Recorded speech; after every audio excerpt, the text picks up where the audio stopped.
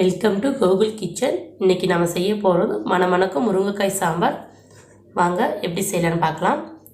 நம்ம வீடியோக்குள்ளே போகிறதுக்கு முன்னாடி நம்ம சேனலை மறக்காமல் சப்ஸ்கிரைப் பண்ணுங்கள். கூடவே பக்கத்தில் இருக்கிற பெல் பட்டன் ஆல் கிளிக் கொடுங்க. தேவையான பொருட்கள்: 150 கிராம் துவரம்பருப்பை வேக வச்சு எடுத்துருக்கேங்க. அது கூடவே 5 பல் பூண்டு, கொஞ்சமாக மஞ்சத்தூள் போட்டு 4 விசில் வர வச்சு எடுத்துருக்கேன். முருங்கைக்காய் 2, தக்காளி 2, பெரிய வெங்காயம் 1, சின்ன வெங்காயம் ஒரு 15 எடுத்து கட் பண்ணி வச்சுருக்கேங்க. பெருங்காயத்தூள், 3 காஞ்ச மிளகாய், 2 பச்சை மிளகாய், கொஞ்சம் கருவேப்பிலை, மல்லித்தழை கொஞ்சம், லெமன் சைஸ் அளவு புளி, கொஞ்சமாக தேங்காய் துருவி எடுத்துருக்கேங்க. 3 ஸ்பூன் எண்ணெய், 1/4 ஸ்பூன் கடுகு. கடுகு நல்லா பொரிஞ்சதுக்கப்புறமா வெந்தயம் 1/4 ஸ்பூன் சேர்த்துக்கிறேங்க. சீரகம் 1/4 ஸ்பூன். இது கூடவே கொஞ்சமாக பெருங்காயத்தூள் சேர்த்துக்கிறேங்க. காஞ்ச மிளகாய் 3, பச்சை மிளகாய் 2 முழுசாக தாங்க சேர்த்துருக்கேன்.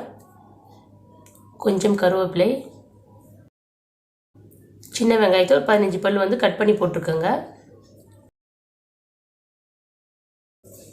என்கிட்ட சின்ன வெங்காயம் கொஞ்சம் கம்மியாக சேர்த்துருக்கிறதுனால நான் பெரிய வெங்காயத்தை நீட் ஷேப்பில் கட் பண்ணி போட்டிருக்கேங்க. வெங்காயம்லாம் நல்லா வதங்கி பொன்னிறமாக வரட்டுங்க. நம்மளுக்கு சாம்பார்னாலே சீரகம் வெந்தயம் தான் நல்லா வாசனையை கொடுக்குங்க.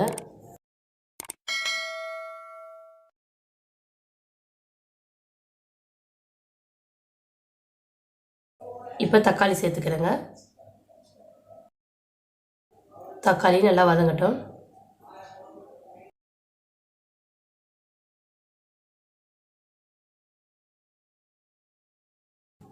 முருங்கைக்காயை சேர்த்துக்கலாங்க. ரொம்ப சின்ன சைஸாக கட் பண்ணி போட்டிருக்குங்க. நம்ம இந்த மாதிரி சேர்த்துனா சாம்பாருக்கு ரொம்ப நல்லாயிருக்குங்க. தேவையான அளவு உப்பு, கொஞ்சம் மஞ்சள் தூள். ஏற்கனவே பருப்பில் கொஞ்சம் போட்டு வேக வச்சுருக்கோங்க. இது காயோட பச்சை வாசனை போக்குறதுக்காக கொஞ்சமாக சேர்த்துருக்கேன். இப்போ இதெல்லாம் சேர்த்து வதக்கலாங்க.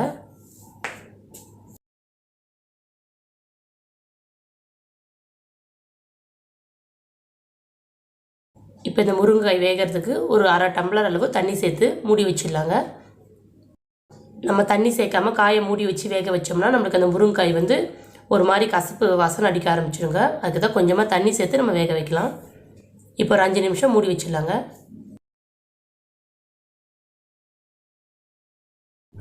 முருங்கைக்காய் பாதி அளவுக்கு இதிலே வெந்திருக்குங்க.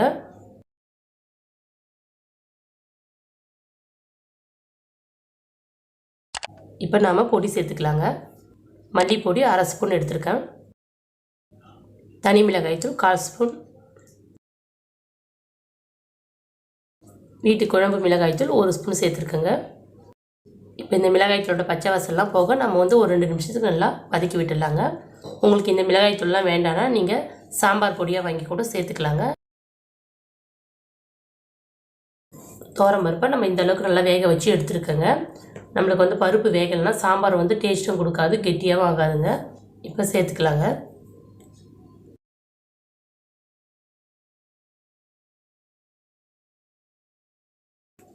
இப்போ நல்லா பருப்பெல்லாம் நல்லா சேர்த்து மிக்ஸ் பண்ணி விட்டுடலாங்க. இப்போ கெட்டியாக இருக்கிறதுனால நான் 1 டம்ளர் அளவு தண்ணி சேர்த்துக்கிறேங்க.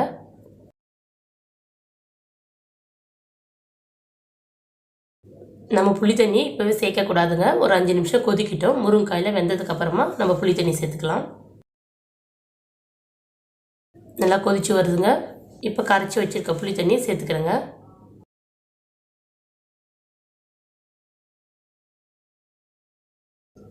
இப்போ புளி தண்ணி சேர்த்ததுக்கப்புறம் ஒரு 4 நிமிஷம் கொதிச்சு வரட்டுங்க.